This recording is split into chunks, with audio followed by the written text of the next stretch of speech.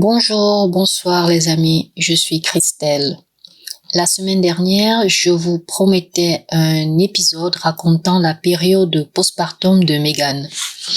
Mais tout d'abord, que diriez-vous de parcourir les dédales du souvenir en nous projetant aux mois et aux semaines précédant la naissance de Archie Harrison, premier du nom?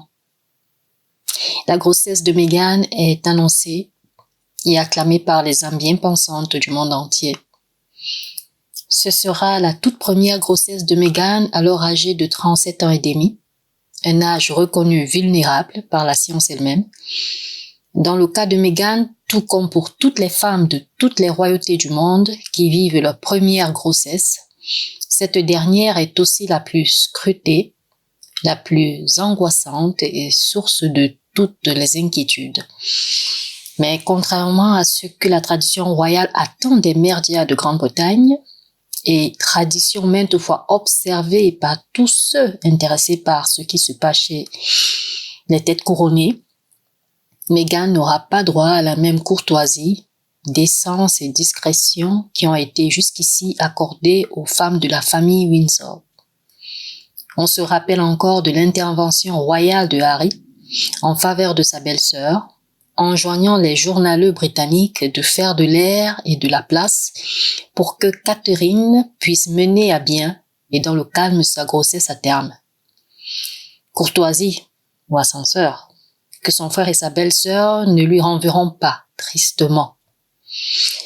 Quelle n'avait pas été ma joie de savoir que Meghan avait décliné les services du corps médical royal, qui, suivant ces circonstances, et ce que nous apprendrons plus tard au vu de l'accueil et de l'assistance royale qu'elle recevra, qui l'en blâmerait, et avait plutôt préféré choisir elle-même un entourage hospitalier en qui elle avait une totale confiance.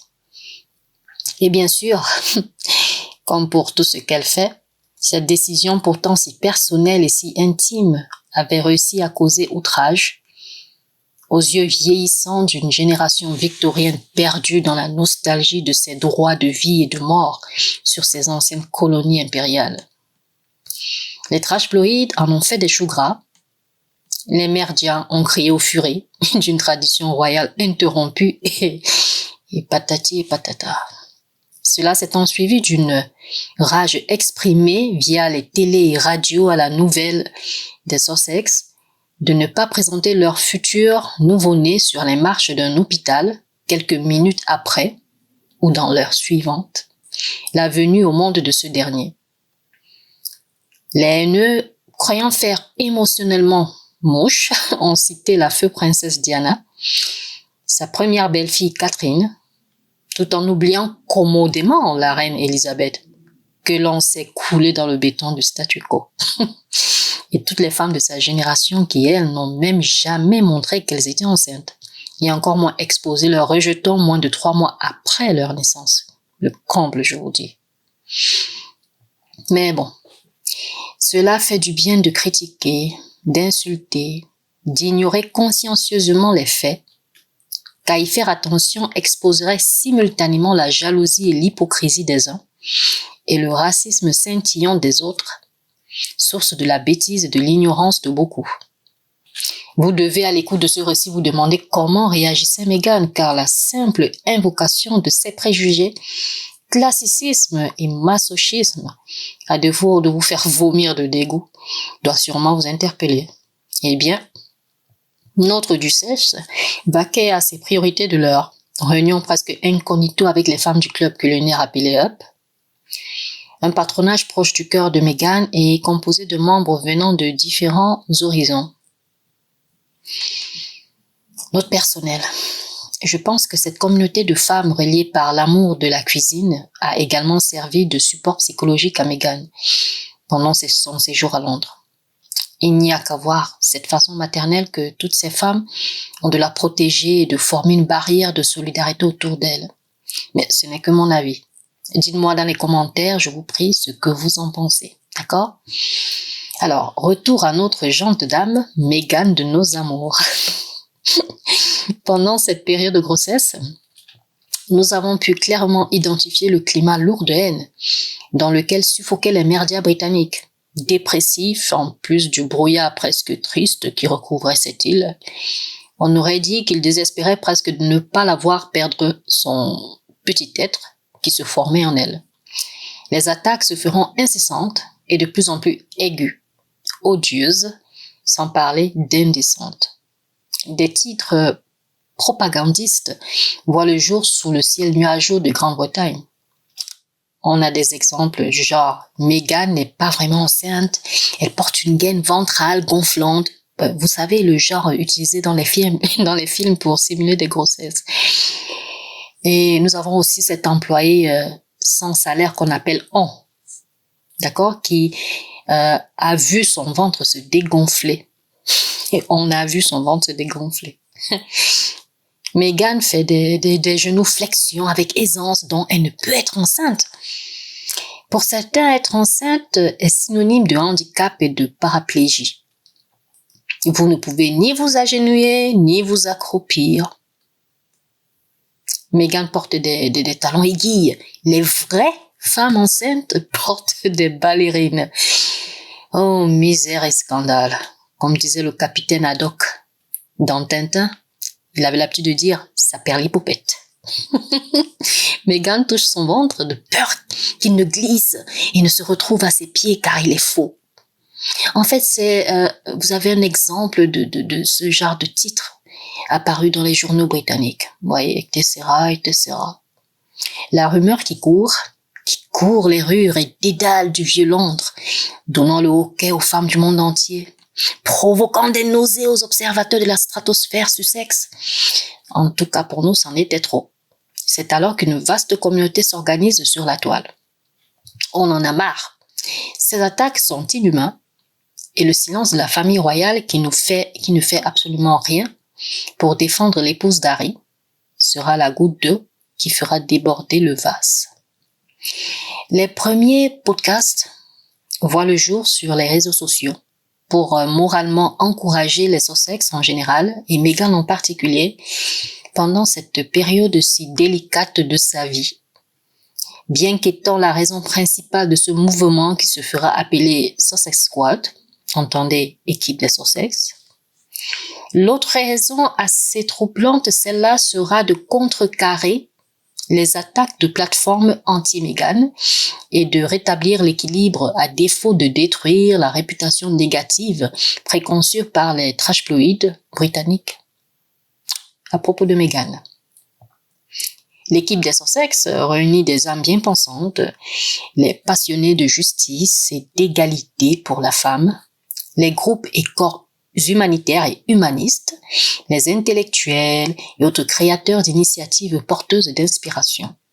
Mais le traitement subi par Meghan est sans repos durant toute sa grossesse, est une pilule qui a du mal à passer encore aujourd'hui.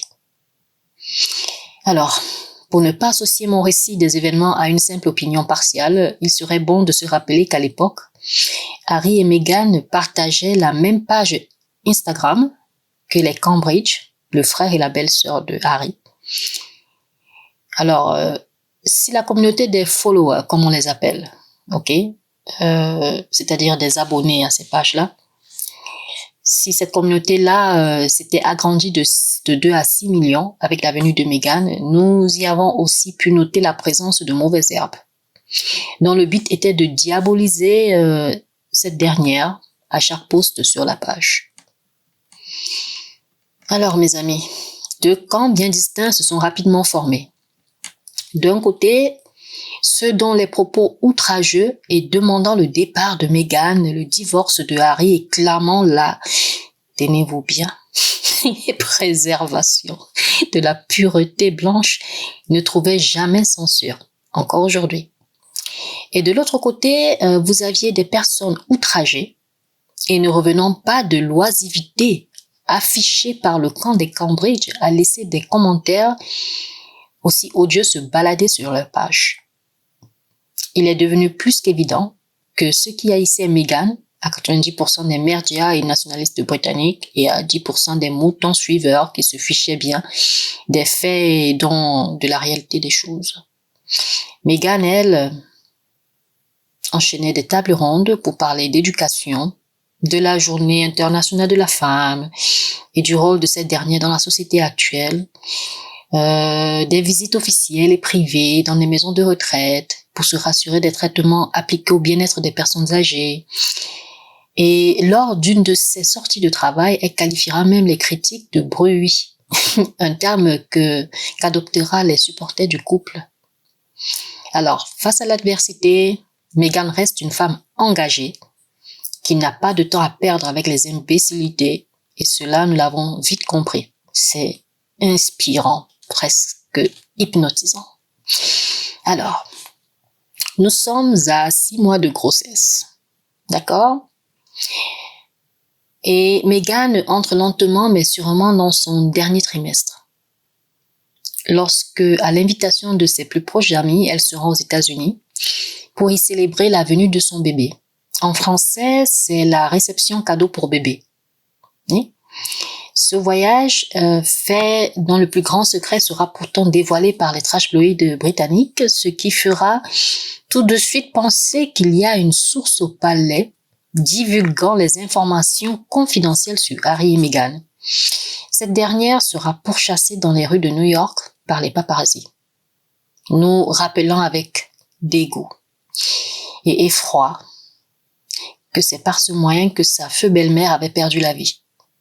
Et de fil en aiguille, une question se pose. Était-ce le but des journaux britanniques de tout faire pour que cette grossesse qui allait la lier à jamais à la famille royale de Grande-Bretagne disparaisse?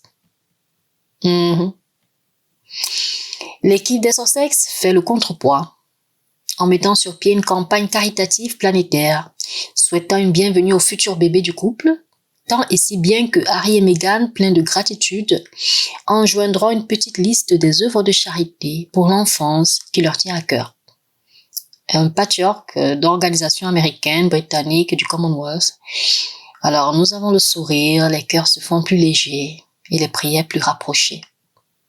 Meghan, à la fin de sa dernière visite officielle au Royaume du Maroc, avec son époux Harry, se fera rare jusqu'à la venue de son bout de chou. Alors, au 7e mois de grossesse, nous, leurs fans, comprenons qu'ils sont à l'œuvre dans les coulisses et nous n'avons pas tort. Les Sussex annoncent la création de leur propre page Instagram et la fin de leur collaboration avec la Fondation Royale qu'ils partageaient avec Ken l'Envieux et Kenny la Synthétique. Désolée, je n'arrive pas à blasphémer en l'appelant sainte. Nous sommes aux anges.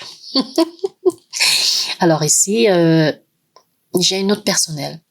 D'accord, j'avais déjà pris les voiles en voyant le nid de crabe qui était devenu la page Instagram des Cambridge. Nous n'avons pas eu à attendre trop longtemps car Sussex Royal verra le jour et créera le buzz avec un record de quoi? C'est un record de millions d'abonnés en 6 heures. C'était ça. Bon, c'est vrai que depuis, ce record a été déclassé par Jennifer Aniston. Vous vous rappelez la série Friends? Elle était Rachel, je crois. Donc, elle a ouvert sa page Instagram et bon, elle a déclassé le record d'abonnés en 6 heures. Alors, nous sommes au 8e mois. La pression commence à se faire ressentir. Les journaleux ont déjà lancé leur chien enragé à la recherche de l'information scoop. Où Meghan donnera-t-elle naissance? Au palais de Kensington, fief de Ken l'Envieux? Et boum! Harry et Meghan déménagent dans le chalet de Frogmore, sur les terres de la reine Betty. À quelques kilomètres de son palais, d'accord? Ce chalet est annoncé comme étant un cadeau de Lilibet à son petit-fils Harry et son épouse Meghan pour leur mariage. Le chalet décrépit et inhabité depuis plusieurs décennies est loin de répugner les Sussex, qui acceptent le 5 pièces, qui n'a rien à voir avec les 21 pièces qu'habite le frère de Harry. Mais bon, on s'en fout. Les rénovations sont faites sous les cris de frustration des anti-Meghan qui font des épilepsies à la seule idée que 2,4 millions de livres sterling ont été dépensés pour le bien-être de cette non-blanche bof et rebof. oublions que l'argent n'appartient pas aux contribuables britanniques, d'accord? Et que Harry, qui est un de leurs princes, qui a servi son pays 2 fois en temps de guerre, y habitera aussi, mais on s'en fout. D'accord? Parce que pour eux, qui disaient rénovation, ils ne voyaient que Meghan qui entrait dans ce chalet. Parce que si je dis maison, c'est trop dire. C'est un chalet. Alors, dorénavant, les journaleux camperont devant les barrières qui mènent au chalet. Après tout, si cet enfant doit naître, nous saurons l'heure et sûrement l'endroit, se disent-ils. Les allées et venues des fourgonnettes, du personnel, des visiteurs, tout est scruté à la loupe. Les heures, puis les jours s'égrènent. Le seuil de référence des trashploïdes reste Harry, qui aura des visites officielles hors du pays à accomplir. S'il les annule, ou alors les reporte, c'est que la naissance est imminente. Ça, c'est ce que les journalistes se disent. L'attente se fait longue pour les mollusques à la recherche d'un scoop. Et pour nous, supporters, on se délecte de les voir perdre patience et on s'interroge. Si la grossesse de Meghan est fausse, pourquoi cet engouement à vouloir prendre la future maman et son nouveau-né en photo? Incompréhensible. Le 9e mois débute sous des auspices paisibles. Les objectifs des photographes britanniques sont tournés vers les barrières de Frogmore. Lorsque le 6 mai 2019, la nouvelle tombe, Meghan, duchesse de Sussex, a donné naissance à un petit garçon aux aurores. Harry, jeune papa tout heureux, joue le porte-parole en nous annonçant plein de fierté que sa femme a accompli une prouesse inouïe et qu'il sera à jamais reconnaissant envers toutes les femmes du monde entier qui mènent à terme le miracle de la vie. De ce fait, il remerciera même les chevaux se trouvant dans l'écurie tout à côté. Et on le comprend. Pendant que la stratosphère se réjouissait, les haineux se grattaient le haut du champignon, se demandant pourquoi ils n'avaient pas été informés que Meghan était en travail et sur le point d'accoucher. Vous savez, après tout, les trashploïdes étant sa famille proche, ils avaient le droit d'être mis au courant. Ouais, après tout, ils ont préséance sur Harry, le mari de Meghan et le père du futur bébé. Mince. Ok, j'ironise là. J'ironise. Mais le sentiment de possession et de propriété dont feront preuve les journaleux de Londres pourrait presque faire oublier que ces mêmes vautours, pendant les 9 mois qu'ont duré la grossesse de Meghan, ont traîné cette dernière dans la boue, ont essayé de salir sa réputation, ont tout fait pour la déshumaniser, et ce jusqu'à la dernière seconde. L'arrogance, je ne vous dis pas. Je pousserai le bouchon en disant que beaucoup d'entre eux, supporters de ce couple, portent encore aujourd'hui les... Enfin, quand je dis beaucoup d'entre eux, je veux surtout parler de nous les supporters, d'accord? Beaucoup d'entre nous portent encore aujourd'hui les symptômes post-traumatiques de cet abus, car nous avons été blessés, et surtout les femmes, les mères ont senti ces douleurs passer. Heureusement pour nous, Harry et Meghan étaient entourés à ce moment-là par une équipe de choc qui a jonglé magistralement avec les merdias britanniques avant de les envoyer valser dans un coin de la voirie municipale. En rétaliement, les trashploïdes ont fait courir le bruit que Meghan avait donné naissance chez elle, qu'elle avait accouché plusieurs jours avant et non à la date communiquée par son époux. Les autres mignons ont envahi la toile, c'est-à-dire Internet, clamant l'existence d'une mère porteuse. Car Meghan, trop vieille, et je vous rappelle, à 38 ans, ne pouvait tomber enceinte aussi vite, et encore moins accoucher. Hein? Dans la journée, un malencontreux de la vie utilisait sa plateforme radiophonique pour comparer le nouveau-né à un chimpanzé. L'intervention et outrage de la famille royale à ce propos est encore attendue aujourd'hui. Les Sussex annonceront le prénom de leur petit garçon. Quelques jours plus tard, déjouant une fois de plus les pronostics des merdias quant au choix d'un prénom répétitif, traditionnel et poussiéreux. Alors, ils appelleront leur petit bébé Archie Harrison. Moi, j'ajouterai premier du nom. Parce qu'après tout, il est notre roi dans la stratosphère, oui. Alors, en mode speed. 3 mois et quelques hoquets muets de la presse britannique plus tard, un communiqué royal annoncera la date du baptême de Archie, ainsi que les dispositions prises par ses parents pour faire de ce moment un souvenir inoubliable.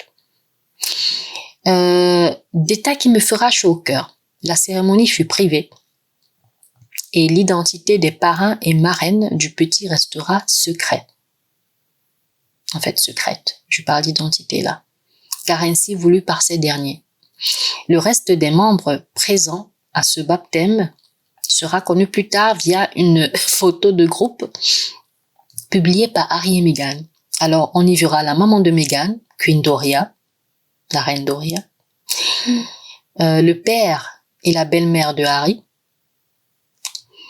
ses tantes maternelles, c'est-à-dire les sœurs de la feu princesse Diana, et en queue de poisson, les Cambridge, le frère et la belle-sœur de Harry.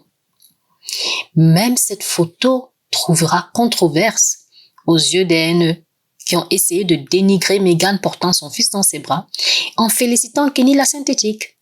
Je parle de l'épouse de Ken l'envieux. Pour la couleur vive de ses vêtements et sa jupe dévoilant ses genoux. Enfin bof et rebof. Ma question du jour. Comment avez-vous vécu la grossesse de Meghan, les amis? Je voudrais vous lire dans les commentaires, d'accord? Je pense que c'est important qu'on en parle. Ça vaut la peine. Rien n'est perdu. Alors, ça, c'est l'alarme sussexive de la semaine. Alors, la semaine dernière, c'était l'anniversaire du prince Harry, qui le 15 septembre dernier fêtait ses 36 ans. Que dire de plus à cela? Ce jour n'est sûrement pas passé inaperçu, car les souhaits à son bonheur sont venus des 4 coins de la planète. La campagne de donation dédiée à CanFed, si vous vous rappelez, je vous en parlais. Cette organisation œuvrant pour la scolarisation des femmes en Afrique et chère au cœur des Sussex a vu son chiffre total de 129 926 $ soutenu par Harry et Meghan eux-mêmes, propulsant la somme des participations à 259 926 $. Oui, ils ont contribué de 130 000 $ en plus. Les fans ont explosé en ligne. Bref, c'était euphorique. Twitter était, en fait, dans les nuages, quoi. La communauté culinaire des femmes du Hub célébrait ses 2 ans. Je vous en parlais un peu plus tôt. Le détail ici est que non seulement c'est un patronage de Meghan, mais c'est aussi l'histoire d'une collaboration atypique née d'une tragédie. Alors, permettez-moi de vous la présenter, d'accord? Le 14 juin 2017, dans un comté de Grande-Bretagne, un immeuble de 127 lotissements, comprenant 227, pièces, et construit en 1974, a pris feu. 1 an après sa rénovation. La rénovation de cet immeuble a eu lieu en 2016 et l'immeuble lui-même a pris feu en 2017. On se demande comment la gestion des travaux s'est faite. Mais ça, c'est une longue histoire et à la commémoration prochaine, je vous en reparlerai un peu plus en détail. Cet incendie fera 72 morts, dont un bébé mort-né. Quelques femmes survivantes de cette tragédie et dont certaines ont perdu les membres de leur famille décideront de se réunir pour faire à manger au reste des survivants, vu que l'administration justement du comté n'était même pas apte à assurer le minimum. Un scandale. Ces âmes bien-nées se trouveront l'amour de la cuisine en commun et prépareront 3 fois par semaine pour les plus démunis. Je pense que c'était l'équivalent des restos du cœur pour ceux de la région francophone. En fait, surtout en France, on a un équivalent qu'on appelle les restos du cœur. On prépare pour les plus démunis. Enfin, je pense que je suis dans le vrai, si je pouvais associer la communauté du Hub avec les restos du cœur. Meghan, touchée par leur situation, regardait aux infos américaines et se demandait déjà comment elle pouvait aider. Oui, ça c'est une femme engagée. Lorsque l'opportunité s'est présentée sous la forme de sa visite à Londres, elle a pris conscience et elle a pris contact avec ces dames et ensemble, il fut évident pour elle, Meghan, que 3 jours par semaine ne suffisaient pas et 7 jours sur 7 était le but à atteindre. Le groupe étant composé de femmes de différentes nationalités, Meghan proposa de faire des recettes traditionnelles particulières à chacune des familles représentées. Le tout finira dans un livre qui fera exploser les ventes et un pourcentage des bénéfices reversés à cette association culinaire pour assurer les rénovations et l'amélioration de ces locaux. Alors, le résultat de tout ça, un objectif atteint, c'est-à-dire les cuisines sont ouvertes aujourd'hui 7 jours par semaine. En plus de cela, des collaborations se sont créées en coulisses sur un ton un peu plus léger. Nos 2 tourtereaux sont en liste des 100 personnalités les plus influentes des États-Unis. Les vôtres sont toujours en progrès. Donc, résultat à venir. Cerise sur le gâteau, nous avons eu droit cette semaine à une projection vidéo de Harry et Meghan, collés serrés. Collés serrés, bon, pour la bonne cause, sur un banc de leur jardin et nous rappelant l'importance de voter afin de créer un monde dans lequel nos enfants pourront vivre sans avoir à toujours regarder par-dessus leur épaule. C'est un geste noble. Et pour finir, une question pour vous, les amis. Que pensez-vous de l'équipe légale de Meghan qui a démenti cette semaine certains écrits du roman de Omid Scobie intitulé En quête d'indépendance? Que pensez-vous de tout ça? Je me suis acheté le livre. Je suis encore en train de le lire, bien qu'il se lit très vite. Alors, dites-moi ce que vous en pensez, d'accord?